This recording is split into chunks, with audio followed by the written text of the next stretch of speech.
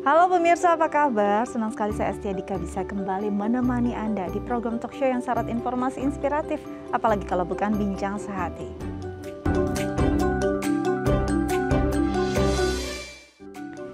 Ya, pemirsa Bincang Sehati, mungkin kita sudah tidak asing lagi mendengar penyakit herpes, apalagi kita tinggal di wilayah yang tropis dan seringkali mengalami kondisi ini ya. Ada beberapa orang yang sangat-sangat resisten atau sangat-sangat memang benar-benar peka, benar-benar mungkin intoleran dengan kondisi-kondisi panas atau suhu tertentu, seringkali akhirnya terkena virus herpes dan ini terus-terus menjadi kambuh. Ini akan menjadi topik kita hari ini, tapi sebelum kita membahas lebih jauh tentang herpes, kita akan bahas nih fun fact seputar kulit. Yang pertama adalah kulit adalah pelindung utama tubuh. Kulit sendiri menjadi bagian terluar dari tubuh. Ini benar-benar melindungi kita mulai dari ada daging di sana, ada pembuluh darah, banyak organ-organ yang terlindungi karena kulit. Nah, jadi kulit memang sangat punya fungsi yang vital untuk manusia. Seperti apa nanti kita bahas lebih jauh lagi bersama pakarnya ya. Oke, selanjutnya adalah penjaga tubuh manusia. Kulit sendiri memiliki syaraf atau sensori yang memang dikirim oleh otak untuk bisa menjaga suhu tubuh manusia. Nah, seperti apa sebenarnya ini bisa benar-benar berfungsi untuk manusia, untuk menjaga tubuhnya saat kondisi atau suhu di luar ini benar-benar mempengaruhi kondisi tubuh manusia. Ini akan kita bahas juga fungsinya bersama pakarnya.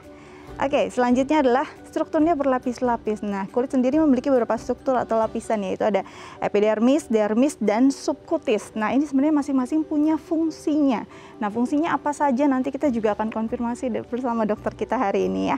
Oke, selanjutnya adalah rambut dan kuku adalah bagian dari kulit. Jadi kalau selama ini kita berpikir kulit itu hanyalah kulit berdiri sendiri, ternyata rambut dan kuku juga bagian dari kulit yang punya fungsi sendiri untuk tubuh manusia. Nanti kita juga akan bahas. Oke, selanjutnya adalah rentan alami masalah kesehatan. Apalagi ini memang bagian terluar. Untuk semua orang pastinya kulit menjadi garda terdepan untuk melindungi tubuh kita dari bakteri, dari virus. Nah, ini memang rentan sekali apalagi dengan kondisi iklim yang berbeda-beda. Pasti ada masalah-masalahnya masing-masing. Nanti kita akan bahas juga bersama dokter kita, tapi kita harus jeda terlebih dahulu. Jangan kemana-mana, tetap bersama kami di Bincang Sehati.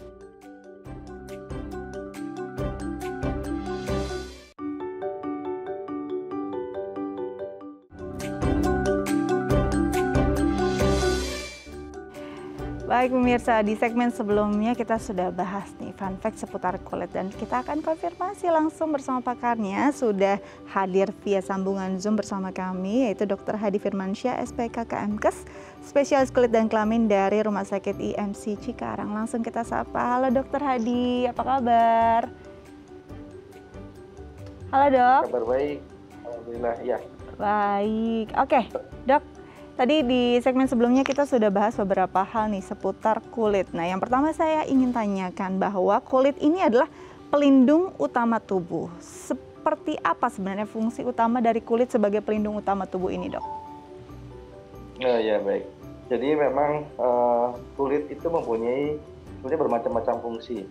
Salah satu fungsi utamanya adalah fungsi proteksi dari atau melindungi tubuh, pertahanan terluar dari tubuh, dari paparan-paparan bahan-bahan mungkin bahan-bahan alergen, gigitan ataupun mikroorganisme seperti infeksi, bakteri, virus ataupun jamur. Jadi memang kulit ini memang suatu organ yang utama dalam proteksi atau barrier pertahanan tubuh paling luas.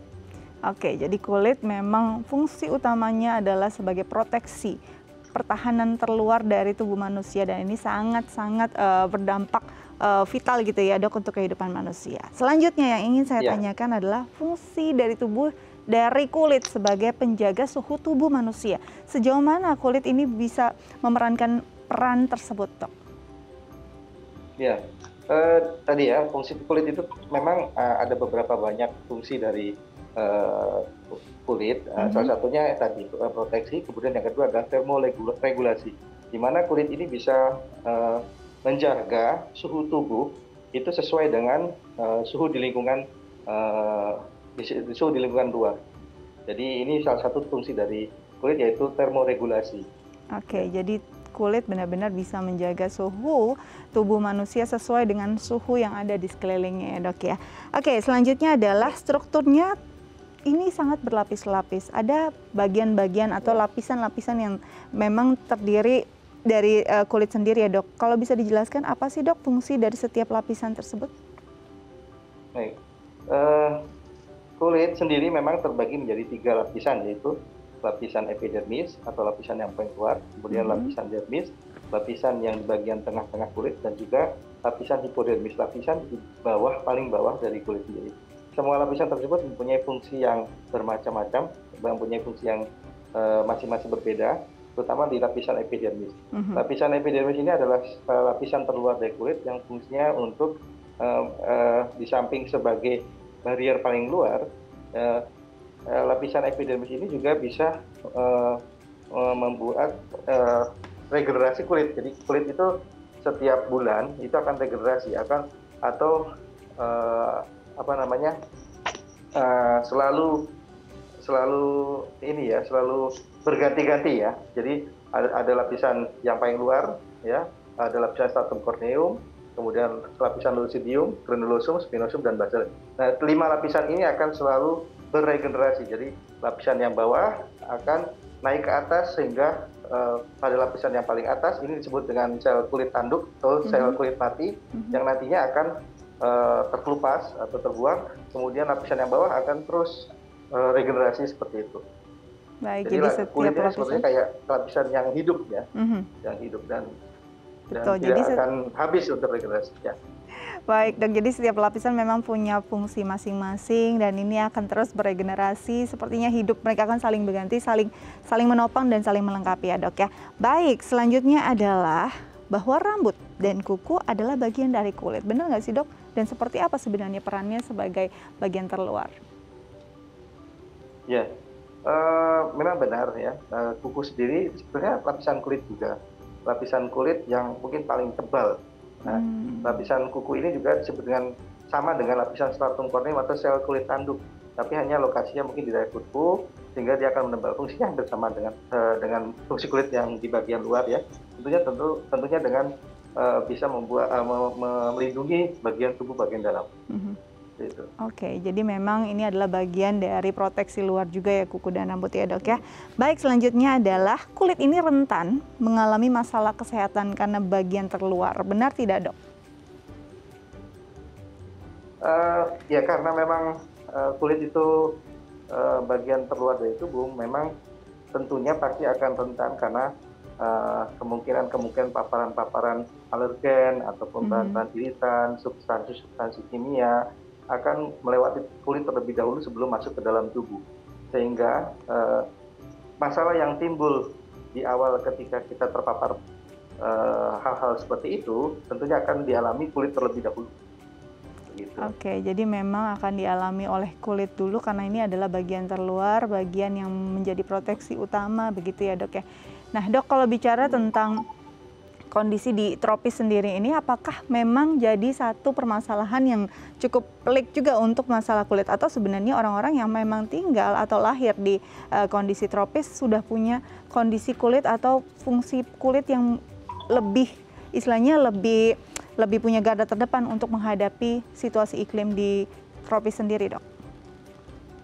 Ya, ya kita memang hidup di Indonesia ini kan iklimnya tropis ya, yang dimana mungkin suhu cuacanya akan lebih panas. Untuk tipe-tipe kulit orang Indonesia sendiri itu memang sudah disesuaikan dengan iklim mungkin ya, iklim dari geografis kita sendiri, dimana fungsi kulit untuk proteksi di iklim panas seperti ini, ini tentunya diperankan oleh warna kulit itu sendiri. Jadi memang kita mau diberikan warna kulit yang jenis kulitnya Fitzpatrick. Jadi kulit itu terbagi jadi 6 tipe warna kulit ya. Namanya Fitzpatrick 1 sampai 6. Kita ini di antara Fitzpatrick 3, 4, 5. Di mana memang lebih gelap, kulit kita lebih gelap dibandingkan warna kulit ras lain. Ya, ini sesuai dengan iklim kita. Jadi sel melanin atau warna gelap ini bisa melindungi kulit kita dari paparan sinar matahari yang terlalu terik. Gitu. Oke, jadi memang sudah beradaptasi dengan kondisinya, apalagi yang memang benar-benar lahir di tropis. Mungkin satu pertanyaan lagi nih dok tentang kulit. Dok, ini kan karena pandemi 2 tahun ini kita jadi sering berjemur. Ada nggak sih hal-hal yang akhirnya jadi satu masalah baru setelah kita sering berjemur dengan kulit kita? Oh iya, berjemur mungkin ada manfaat yang baik dan manfaat yang buruk. Tentunya tergantung dari orang itu sendiri, ya. Jadi paparan sinar matahari itu mengandung UVA dan UVB, di mana UVA dan UVB ini akan memberikan efek yang buruk pada kulit kita jika terpapar terlalu lama. Contohnya untuk UVA sendiri, ini akan membuat kulit lebih cepat menua atau lebih mempercepat proses aging. Dan sementara untuk paparan sinar UVB ini cenderung akan menyebabkan masalah-masalah kulit yang bisa dibilang berbahaya, contohnya adalah kanker kulit itu sendiri. Ya. Oke, jadi memang seperti dua sisi yang saling ini ya, ada manfaatnya, ada juga ruginya, apalagi kondisinya kita benar-benar tercurah matahari gitu ya, begitu banyak, dan ini sangat-sangat mungkin tadi kalau di UVA sendiri punya masalahnya, bisa mempercepat anti-aging, UVB juga bisa menimbulkan masalah-masalah kulit yang baru. Oke dok, nanti setelah jeda kita akan bahas topik kita hari ini tentang herpes ya dok ya, tapi kita harus jeda dulu. Pemirsa di rumah yang mungkin punya pertanyaan terkait tema kita hari ini, jangan kemana-mana, tetap stay tune dan mungkin Anda bisa menghubung kami di 2903244 atau DM di Instagram kami di @daifamily. Tetap bersama kami di Bincang Sehati.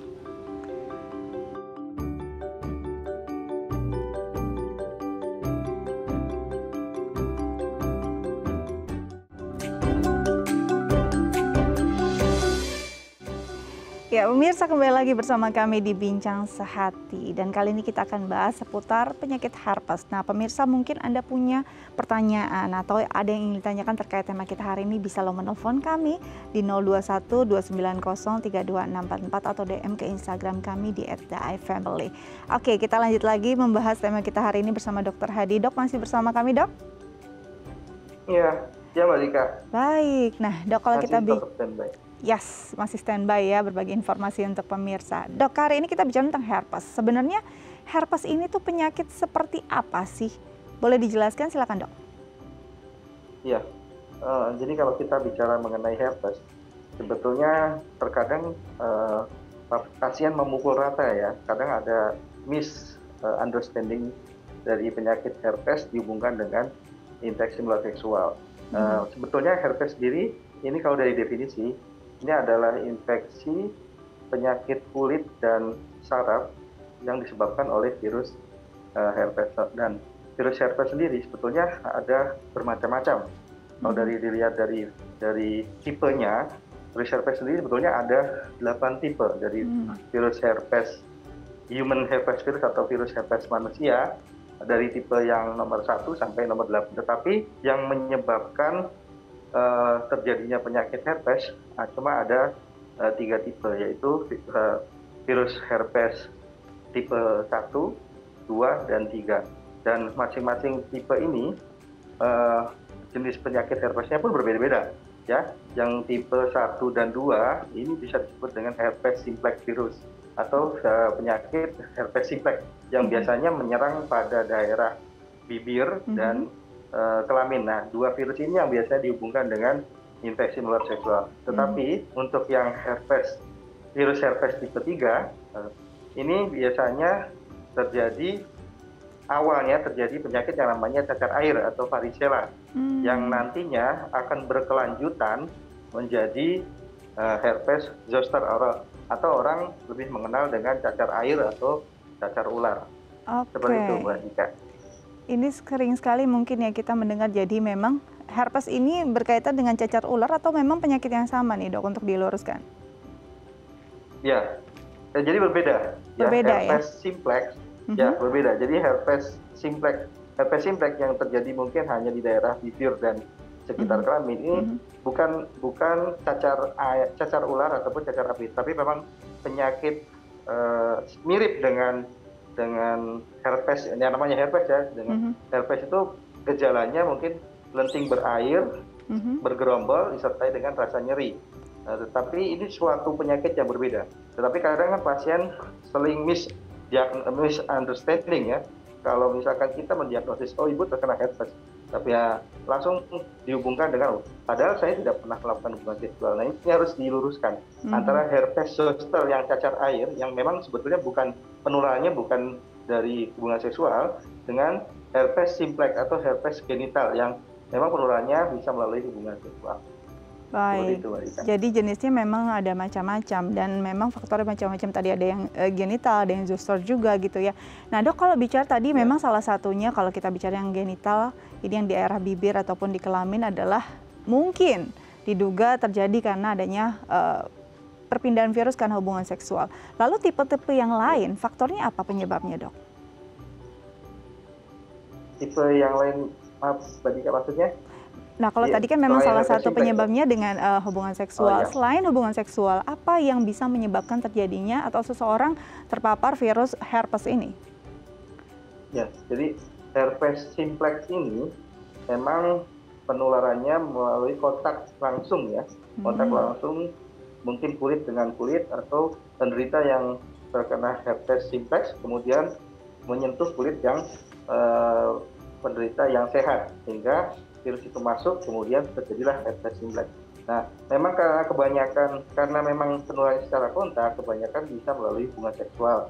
Tetapi tidak selalu penularannya juga dengan hubungan seksual. Mungkin dengan kontak langsung.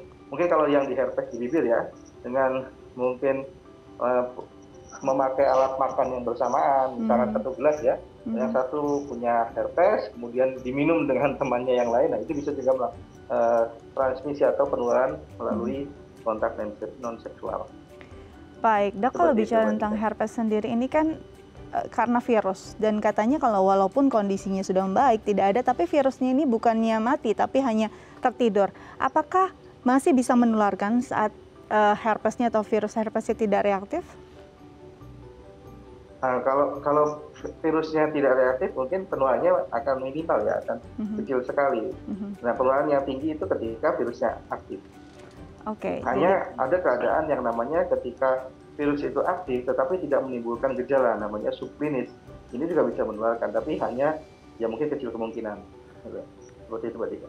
Baik, nah untuk gejalanya sendiri, apakah hanya tadi ada timbul bintik melenting berisi air yang bergerombol, hanya itukah atau memang disertai juga dengan demam atau kondisi-kondisi yang diawali dengan rasa nyeri yang sebelumnya berada di area yang akan melenting tersebut atau seperti apa dok?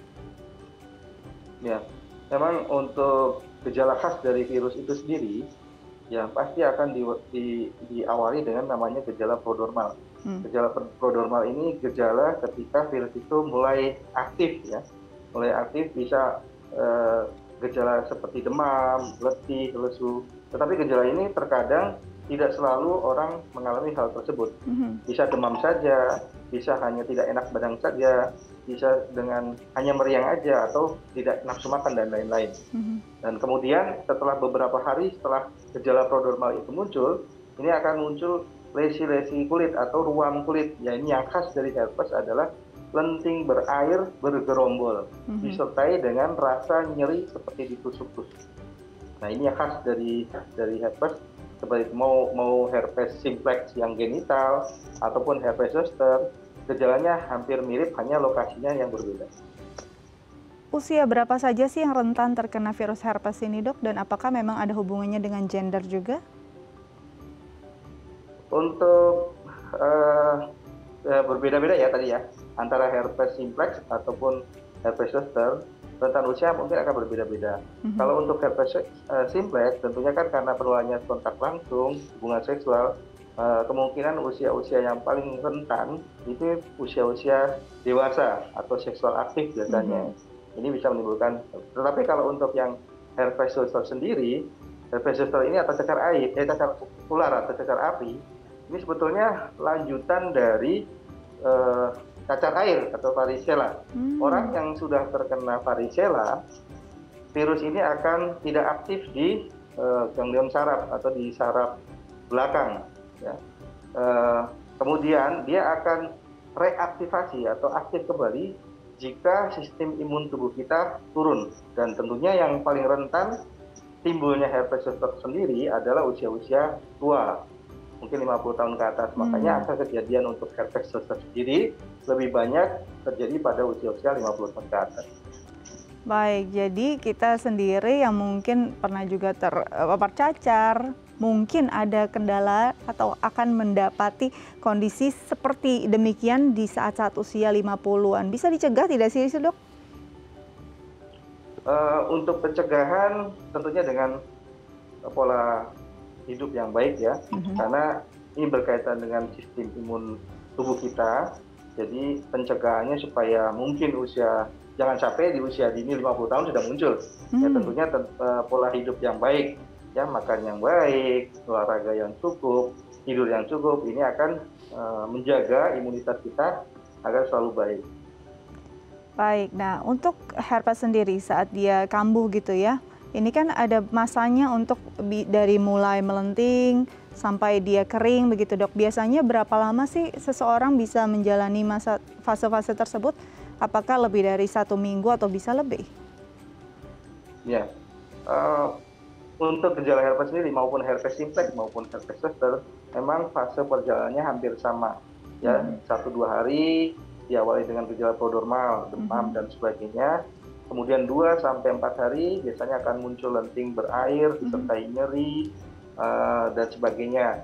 Nanti di hari kelima dan hari ketujuh rata-rata dia akan proses penyembuhan atau mulai kering, mulai lesinya sudah berkurang untuk muncul lentingnya, rasa nyeri berkurang dan sebagainya. Tapi itu pun tergantung dari imunitas kita masing-masing. Jika imunitas kita baik, tentunya proses penyembuhan antara 7 hari. Tetapi kalau mungkin pasien dengan gangguan imunitas yang lain, mungkin ada penyakit berat atau penyakit penyerta yang lebih berat, ini proses penyembuhan pun akan lebih panjang dibandingkan pasien dengan imunitas yang baik. Baik, nah Dok, kalau bicara tentang herpes karena memang disebabkan oleh virus, ini berarti adanya pemberian antivirus juga. Kalau kita lihat kan mungkin obat-obatan seperti aciclovir dan semacamnya begitu ya, Dok ya. Ini kan kalau kita ingat ada beberapa obat yang memang harus dihabiskan. Tapi untuk pemberian antivirus ada beberapa orang saat diberikan beberapa hari dia sudah membaik. Sebenarnya aturan mainnya bagaimana untuk antivirus? Apakah memang tetap sama seperti yang tadi untuk obat-obatan yang harus dihabiskan walaupun kondisinya atau gejalanya sudah hilang? Ya, jadi untuk pengobatan herpes sendiri sebetulnya yang perlu saya tekankan dulu ya. Ini banyak sekali orang yang self diagnosis, jadi mendiagnosis diri sendiri. Saya herpes, Dok. Tapi padahal belum tentu herpes. Tentunya kalau untuk pengobatan herpes jangan dilakukan pengobatan sendiri, jangan mendiagnosis sendiri. Tentunya kalau sudah pasti diperiksa oleh dokter dan ditentukan oh ini herpes, baru kita bisa mengobati atau menggunakan obat antivirus. Ya. Antivirus herpes sendiri memang untuk aturan dosisnya diminum antara 5-7 hari, tergantung dari herpes apa yang terjadi. Kalau misalkan herpes simplex biasanya ya cukup dengan 5 hari atau sampai 7 hari. Nah, sementara untuk herpes zoster memang aturan dosisnya harus diminum sampai 7 hari. Seperti itu, Mbak. Baik, jadi jangan sampai self-diagnose, harus benar-benar konsultasi dengan tenaga medis, dengan dokter yang profesional agar mendapat pengobatan yang tepat juga. Jangan sampai salah dosis begitu ya, Dok ya? Ya. Baik, Dok, kalau bicara tentang penyakit ini sendiri, ini kan bisa jadi kambuhan karena virusnya hanya tertidur tidak mati. Apakah ini akan terus berada pada tubuh manusia jika dia sudah terpapar? Bisa tidak dia sembuh secara total? Ya, kalau pasien yang sudah terpapar herpes simplex ataupun herpes zoster, memang betul, Mbak Dika. Virus ini akan dorman. Dorman itu istilah medis yang artinya tertidur atau tidak aktif. Dan nantinya ini sistem daya tahan tubuh yang akan menekan virus tersebut menjadi reaktif ya. Dan ketika sistem daya tahan tubuh kita turun, banyak faktor ya, mungkin pola hidup, stres dan lain-lain. Ini akan menurunkan sistem imun dan akan bangkit kembali atau aktif kembali. Dan virus ini memang tidak akan hilang 100%. Dia akan tetap ada di dalam tubuh kita dan akan ditekan oleh sistem imun kita, tergantung dari sistem imun kita sendiri kapan uh, sistem imun kita turun, itu artinya risiko muncul kembali akan terjadi. Baik, berarti di sini titik utama yang harus dijaga oleh seseorang yang memang sudah terpapar virus herpes adalah menjaga imun tubuh, betul tidak, Dok? Ya, betul. Pola hidup sehat supaya imun tubuh kita tetap terjaga. Apakah ada saran atau memang ada kondisi-kondisi tertentu yang mengharuskan seseorang dengan herpes memang harus mengonsumsi suplemen tertentu atau memang makanan tertentu yang dianjurkan untuk menjaga daya tahan tubuh dia agar tidak terlalu sering kambuh atau tidak terlalu sering virusnya bangun dari tidurnya?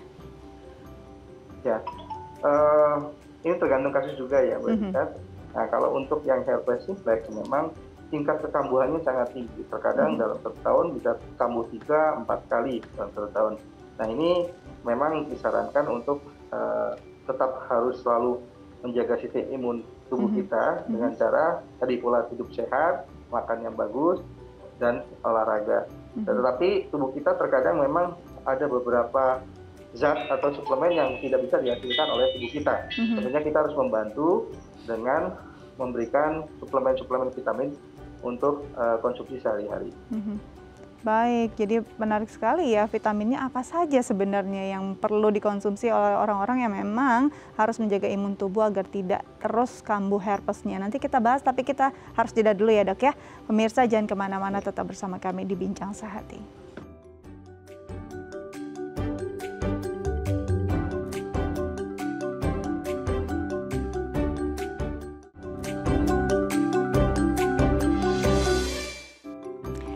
Baik pemirsa, kembali lagi bersama kami di Bincang Sehati, masih membahas tentang penyakit herpes, masih bersama Dr. Hadi juga ya, Dok ya. Baik, ya, baik tadi kita terputus pada vitamin ataupun nutrisi yang tepat untuk bisa paling tidak menjaga imun para pasien dengan herpes agar tidak terlalu sering kambuh. Apa saja sebenarnya vitamin yang memang dibutuhkan untuk mereka, Dok? Suplemen vitamin yang mungkin kita butuhkan untuk menjaga imunitas kita sebenarnya hampir sama sih pada era pandemi COVID seperti ini. Kita sarankan untuk mengkonsumsi vitamin C, zinc, ataupun vitamin D. 3 vitamin ini bisa untuk menjaga imunitas kita tetap terjaga dengan baik. Tetapi tidak untuk kemungkinan vitamin-vitamin yang lain atau antioksidan yang lain, seperti vitamin E ataupun vitamin B dan yang lain. Baik, jadi memang tidak jauh berbeda ya dengan kondisi kita selama pandemi ini, dan ini pastinya akan jadi kondisi yang baik juga untuk menjadi pola hidup kita jangka panjang, karena dengan nutrisi tersebut akan membantu imun kita dengan baik. Tidak hanya dari suplemen, bisa juga kita dapat dari makanan-makanan yang memang punya nutrisi yang sama ya, Dok ya. Baik, Dok, kalau bicara tentang herpes, apalagi tadi memang ada kondisi yang disebabkan penularannya karena adanya hubungan seksual. Bagaimana seorang suami yang memang memiliki herpes harus menjaga kondisi istrinya agar tidak terpapar, terutama saat istrinya hamil? Apakah punya dampak yang cukup serius ketika adanya penularan herpes untuk kondisi ibu hamil? Ya, memang untuk penyakit herpes sendiri itu tidak bisa dipandang sebelah mata ketika pasien sedang mengalami kehamilan, terutama pada kehamilan trimester pertama. Dan komplikasi yang ditimbulkan oleh penyakit herpes ini memang tergolong berbahaya juga untuk janin yang dikandung oleh ibu tersebut. Ya, untuk trimester pertama sendiri komplikasi bisa menimbulkan mungkin keguguran yang paling berat ya. Ini tidak semua, tapi komplikasi yang paling berat bisa menyebabkan keguguran pada janin tersebut. Dan apabila mungkin terjadi pada trimester kedua dan ketiga, tentunya bisa juga menimbulkan gangguan pertumbuhan janin. Dan juga bisa yang paling fatal adalah janin bisa meninggal di dalam rahim ibu tersebut. Jadi memang kalau untuk kasus herpes, untuk ibu hamil, ada sebaiknya penanganan lebih dini untuk mencegah hal-hal yang tidak diinginkan. Baik, nah Dok, apakah ini hanya berbahaya untuk ibu hamil karena bisa menyebabkan keguguran, atau jika memang kehamilannya berlanjut akan ada impact-nya juga pada janin? Iya, seperti yang saya jelaskan, jika nanti mungkin terinfeksinya, mungkin ya di trimester pertama mungkin kondisinya aman, kemudian lanjut ke trimester kedua atau ketiga, ini akan berimpak pada gangguan pertumbuhan janin. Jadi janinnya mungkin akan tumbuh lebih kurang bagus, ataupun nanti lahirnya berat badannya kurang. Kemudian bisa juga yang paling mungkin paling bahaya ya, paling mengerikan, itu adalah janinnya bisa mati di dalam kandungan ayah ibu. Wow, jadi memang ini akan berdampak bukan hanya pada keguguran, andai kata kehamilannya berlanjut juga mungkin perkembangan janinnya tidak akan berlangsung secara optimal. Jadi sebaiknya memang dicegah ya dok ya. Baik dok, sebelum kita lanjut lagi ada pertanyaan dari pemirsa lewat DM Instagram dari @wulan. Pertanyaannya adalah, dok saya ibu menyusui tapi di bawah payudara saya ada herpes. Sudah beberapa hari saya kasih salep oksitetrasikline HCI. Apakah ada efek sampingnya pada bayi saya? Kondisinya masih menyusui dan herpesnya terletak di bawah payudara. Bagaimana dok? Apakah akan menularkan pada bayinya? Ya, untuk yang kasus seperti ini, yang saya tekankan sekali lagi, jangan sekali-kali untuk self diagnosis sebetulnya. Jangan, karena penyakit herpes ini mirip dengan ruam kulit yang lain. Memang ada tanda khas dari herpes, tapi terkadang ketika awal muncul herpes itu sendiri, ruamnya mirip dengan ruam-ruam yang lain. Jadi ada baiknya, memang kalau memang ada ruam dengan gejala bintil berair, disertai nyeri, dan ada gejala demam sebelumnya, ini jangan self-diagnosis, oh ini mungkin saya herpes, tapi tetap harus kita periksakan terlebih dahulu ke dokter spesialis kulit. Apabila memang yang dikeluhkan itu memang herpes, tentunya pengobatan bukan diberikan salep oksitetrasikline, tapi diberikan obat minum antivirus seperti aciclovir, begitu. Dan oksitetrasikline sendiri sebetulnya kurang aman ya kalau untuk ibu menyusui, seperti itu. Nah, ini pentingnya ya wawasan kita juga, pengetahuan kita untuk bisa jangan sampai self-diagnose, jangan sampai mendiagnosa penyakit kita dengan browsing di internet, tapi kalau bisa memang berkonsultasi dengan tenaga profesional. Mungkin Ibu Wulan di rumah bisa langsung berkonsultasi dengan dokter ya.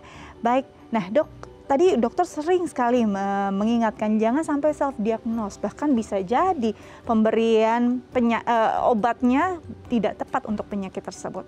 Apa yang bisa terjadi jika kita salah diagnosa, bahkan kita mungkin mengobati secara mandiri dan kita meminum obat herpes padahal kita tidak terkena virus tersebut? Ya, mungkin jadi gini ya, virus kalau kita mungkin terkena, kalau memang terkena herpes zoster itu sendiri, ya, ketika kita mengobati sendiri dengan obat yang tidak adekuat, ini nantinya akan menimbulkan komplikasi di kemudian hari. Ya, jadi pengobatan herpes itu semestinya harus sedini mungkin diobati untuk mengurangi komplikasi di kemudian hari. Karena komplikasi herpes zoster sendiri, ini herpes zoster ya, kita bicara herpes zoster bukan herpes simplex. Komplikasi yang ditimbulkan herpes zoster sendiri sebenarnya tidak berbahaya, tidak mengancam nyawa, tetapi akan menurunkan kualitas hidup karena akan merasakan nyeri yang berkepanjangan. Jika orang terkena herpes, kemudian diobati sendiri, dan obat itu mungkin salah atau miss dosis, ya, ini akan menimbulkan kerusakan saraf yang nantinya komplikasinya akan menyebabkan rasa nyeri yang akan berkepanjangan. Dan rasa nyeri ini agak sulit dicegah ya, hanya obat painkiller atau obat anti nyeri yang bisa meredakan, tetapi itu tidak akan menghilangkan, tidak akan menjamin rasa nyeri itu tidak muncul kembali. Oleh karena itu, untuk pengobatan herpes sedini mungkin kalau bisa diobati secepatnya untuk mengurangi komplikasi-komplikasi tersebut. Nah, kemudian untuk mungkin kalau misalkan ternyata itu bukan herpes, kemudian diberikan obat-obat antivirus dan lain-lain, tentunya penyakit itu tidak akan sembuh. Misalkan contoh, mungkin infeksi bakteri, terus menyangka oh ini herpes, dikasih obat antivirus, justru infeksi bakterinya akan melebar dan akan menimbulkan komplikasi infeksi bakteri yang lain. Begitu. Baik, gitu, jadi ini perlu digarisbawahi.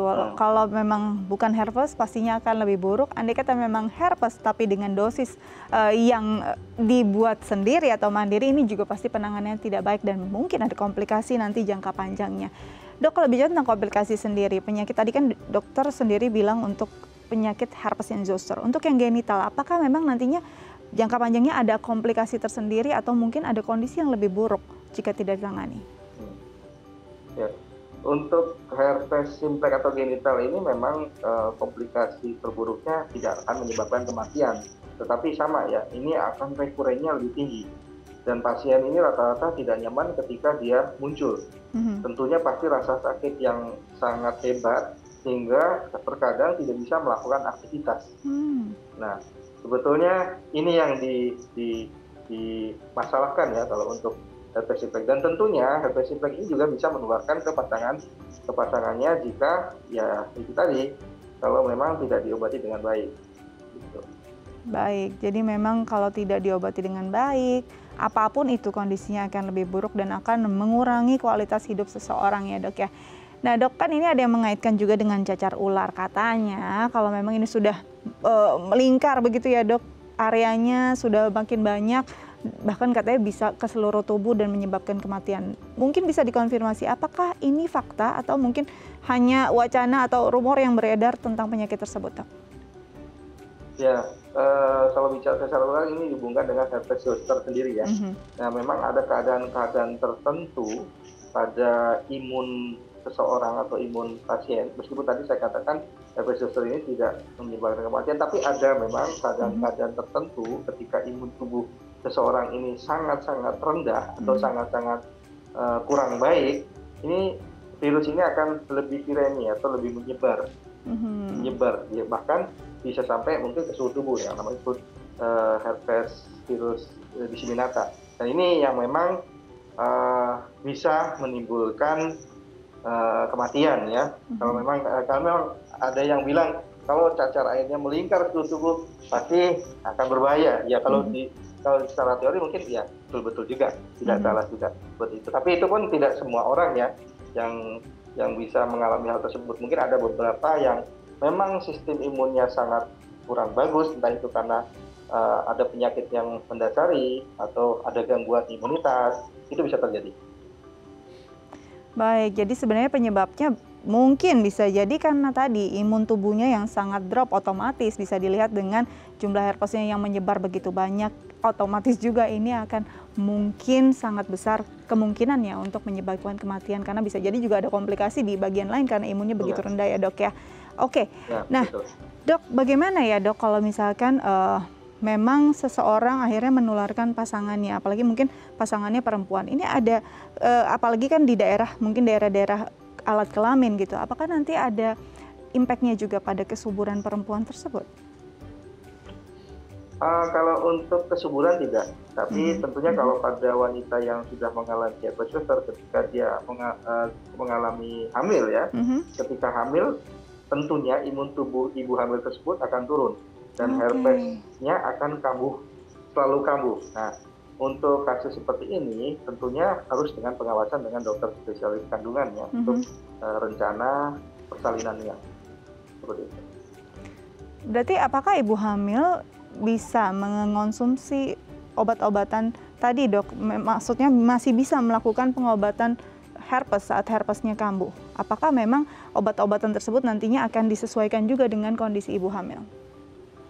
Ya, pengobatannya bisa, tetapi pengobatan ini memang harus pantauan ketat dengan dokter yang menangani ya, mungkin spesialis ataupun spesialis kandungan, karena obat-obat antivirus sendiri itu belum bisa dikatakan aman 100%. Jadi mungkin bisa juga menimbulkan efek samping, dan sejauh ini penelitian memang untuk antivirus memang bisa dikatakan aman, tetapi itu semua tidak benar ya. Tetap tidak bisa untuk mengkonsumsi sendiri, tetap harus dengan pengawasan dari dokter. Oke, baik. Jadi karena memang ini penyakit kambuhan, tidak juga karena sudah terbiasa meminum obat tersebut langsung saja beli gitu ya dok ya. Apalagi kondisinya juga setiap orang berbeda-beda. Oke, nanti kita lanjut lagi dok, tapi kita harus jeda dulu. Pemirsa jangan kemana-mana, tetap bersama kami di Bincang Sehati.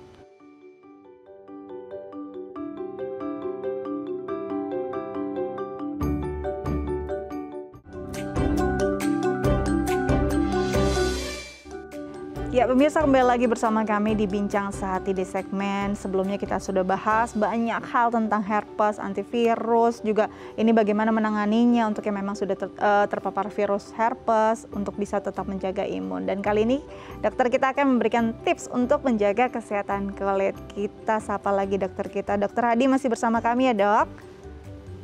Ya, Mbak Dika. Baik, kali ini kita akan memberikan beberapa tips untuk pemirsa Bincang Sehati terkait bagaimana menjaga kesehatan kulit. Yang pertama adalah asupan vitamin. Biasanya kan asupan vitamin yang mungkin kita sering dengar adalah vitamin E untuk kulit. Sebenarnya asupan vitamin apa saja yang bagus untuk kulit?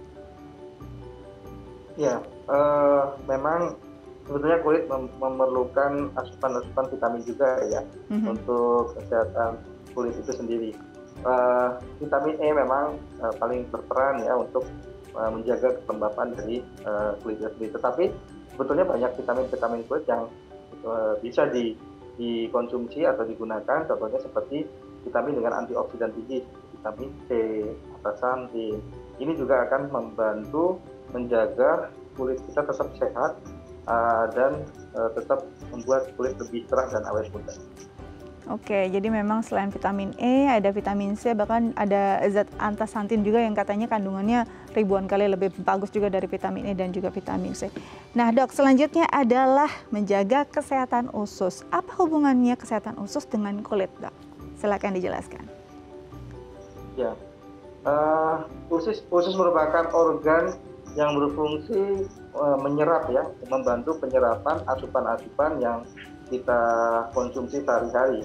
Tentunya jika penyerapan usus itu baik, nantinya metabolisme yang dihasilkan dari tubuh itu pun akan semakin baik. Dan metabolisme ini juga akan memberikan nutrisi-nutrisi di kulit itu sendiri. Dan untuk menjaga usus kita tetap baik, untuk menjalankan fungsinya, tentunya kita harus mengkonsumsi makanan-makanan yang banyak serat. Ini akan membantu penyerapan yang baik di dalam usus. Yang kedua adalah mengkonsumsi air putih. Ini juga dapat membantu metabolisme untuk penyerapan dari usus itu. Oke. Jadi apa yang ditampilkan di luar sebenarnya juga menjadi cerminan apa yang terjadi dalam tubuh kita ya, Dok ya. Oke, Dok, selanjutnya adalah menjaga kulit kita agar tetap terhidrasi. Nah, terhidrasinya ini caranya gimana ya agar bisa terjaga kelembapan kulit kita secara alami? Ya, memang kulit yang sehat itu adalah kulit yang lembab dengan kadar air dan kadar minyaknya yang baik ya. Tentunya fungsi kulit itu sendiri akan berfungsi dengan baik. Kulit yang baik tentunya harus membutuhkan pelembab yang bagus agar pelembab ini akan menahan air yang ada di dalam kulit kita terjaga supaya tidak terjadi penguapan berlebihan. Oleh karena itu, ada beberapa mungkin pasien ataupun orang mempunyai kelembapan yang berbeda-beda. Ada yang kulitnya jenis kulit berminyak, mungkin kelembapannya akan lebih bagus. Tetapi ada juga kulit yang cenderung kering atau normal kering. Ini tentunya kelembapan alami yang dihasilkan oleh kulitnya sendiri itu tidak terlalu baik. Nah, untuk kondisi-kondisi seperti ini, untuk menjaga kelembapan tetap baik, tentunya kita harus memberikan pelembab dari luar untuk menjaga hidrasi kulit tetap baik. Baik, jadi memang pentingnya sekali menggunakan moisturizer juga ya, Dok ya, apalagi kalau kita yang bekerja di ruangan ber-AC, ini pasti membuat kulit kita kering, dan kulit kering sendiri sebenarnya bisa menyebabkan banyak kondisi-kondisi tertentu pada kulit sampai ke inflamasi ya, Dok ya. Baik, selanjutnya adalah bagaimana eksfoliasi membantu kulit kita tetap sehat. Ya, pengelupasan ya, eksfoliasi itu pengelupasan. Memang yang terjadi pada kulit ya, terutama di lapisan epidermis ini terjadi regenerasi sel-sel kulit. Jadi kulit ari kalau orang bilang kulit muda, kemudian akan menebal ke atas sampai ke kulit mati.